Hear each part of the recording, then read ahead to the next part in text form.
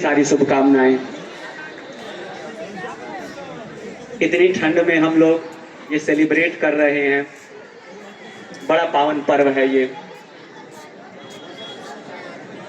इन्हीं सब के बीच मैं एक पंक्ति प्रस्तुत करूंगा भवानी प्रसाद मिश्रा जी की। तुम डरो नहीं, तुम डरो नहीं, वैसे डर कहाँ नहीं है, पर खास बात डर की कुछ यहाँ नहीं है। बस एक बात है, वो केवल ऐसी है कि कुछ लोग यहाँ थे, अब वे यहाँ नहीं हैं। इन्हीं चंद पंक्तियों के साथ मैं अपनी रचना सुनाना चाहूंगा आप सभी को। वैसे तो विज्ञान वर्ग का अध्यापक, और कई लोग पूछते हैं कि भाई लेखन में रुचि, ये कौन सा साहित्य है आपका। तो मैंने अभी भवानी प्रसाद जी की एक कविता आपको सुनाई। कई बार हम अच्छा करते हैं, लेकिन एक डर रहता है कि पता नहीं कोई उसे एक्सेप्ट करेगा या नहीं, क्या प्रतिक्रिया मिलेगी। तो ये सोचकर आप ना डरें कि क्या होगा, प्रस्तुत करें, जो भी होगा अच्छा ही होगा। इससे पूर्व 2 बार कवि सम्मेलनों में मुझे ख्याति मिली और बहुत ही पॉपुलर हुआ मेरा कविता पटीदार के परिभाषा। तो मैं सोचूंगा उसको भी सुनाऊं, लेकिन इस गणतंत्र के मौके पर मैं अपनी एक नई रचना सुनाऊंगा आप सभी को। और एक कवि को तालियों से भूख रहता है, और आप तालियों से हमारा उत्साह वर्धन कर सकते हैं और बताएंगे तालियों के द्वारा कि आपको कविता कितनी अच्छी लगी। तो उसकी बिना किसी भूमिका के मैं सीधे बात पे आता हूं, क्योंकि सबको समय देना है। आजादी के माने का हो, आजादी के माने का हो, लड्डू ढोल तमाशा ना हो। आजादी के माने का हो, लड्डू ढोल तमाशा ना हो। जब नाम से काम न होखे, जब नाम से काम न होखे, जहां काम से नाम गिनात होखे, तो बुझियो कि आजादी हो। आजादी के माने का हो, लड्डू, आजादी के माने का हो, लड्डू ढोल तमाशा ना हो।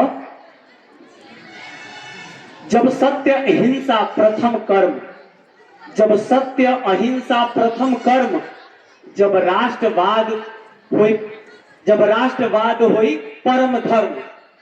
जब सत्य अहिंसा प्रथम कर्म, जब राष्ट्रवाद होई परम धर्म, तब बुझियो कि आजादी हो। आजादी के माने का हो, लड्डू ढोल तमाशा ना हो। आजादी के माने का हो, लड्डू ढोल तमाशा ना हो।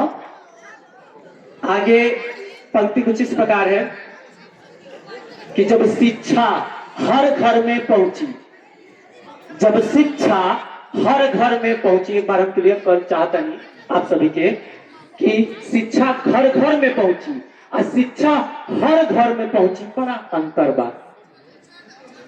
घर घर में पहुंचा था, लेकिन हम ही नहीं कह सकत, या आप सभी नहीं कह सकत कि हर घर में पहुंचा था। आज भी कई जगह पहले रोटी अनिवार्य हो गई बा, तो का वो बालक शिक्षा ग्रहण कर पावता, इहू पे हमनी के ध्यान देवे के बा। और खाली सरकार और सब मीडिया, इस पे हम नहीं कह सकते।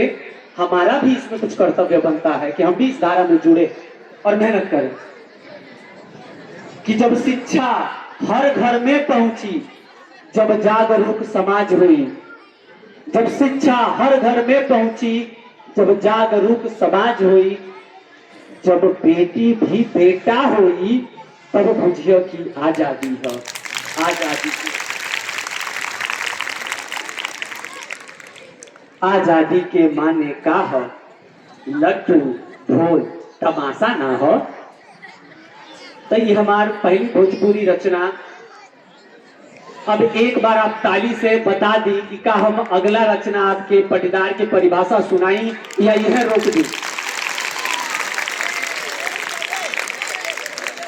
सुनाइए सुनाइए। तो लग रहा बा कि अब आप सभी के आग्रह बा कि सुनाओ। ये कविता हम सुनाई। आई पहली बार हम बढ़लगंज में एक कवि सम्मेलन में गए रहनी, तो वहाँ हमके एक कविता से पहचान मिलल। और एक बार फिर हम कहब कि वहाँ सभी पूछल कि भाई विज्ञान वर्ग से पढ़ाई करे वाला छात्र साहित्य के प्रति इतना रुचि, तो ये कला है और कला के छुपावे के ना चाहिए, दिखावे की चाहिए, जिससे अप्रिसिएशन मिले आपके कि का अच्छाई बा का बुराई बा। और हम यह भी कहता नहीं अपने अध्यापक बंधु से, आदरणीय सभी अध्यापकों से, प्रधानाचार्य जी से कि साहित्य के छात्र ना बानी, लेकिन कहीं कविता में कोनो त्रुटि होके तो आप हमके बताए, मार्गदर्शन करब, हमों में सुधार करब। चलिए कविता कुछ इस प्रकार बा, बिना कोनो भूमिका के हम सीधा आवतनी कि थरियवे में खाई, थरियवे में खाई आपन हित बताई, थरियवे में खाई आपन हित बताई, जगे जगे करी कचराई, मुंहे पे ना फरछियाई। थरियवे में खाई आपन हित बताई, जगे जगे करी कचराई, हम मुंहे पे ना फरछियाई। कोनो काम बा, कोनो काम बा तो एकर नौकरी आशा, यह पटीदार के परिभाषा।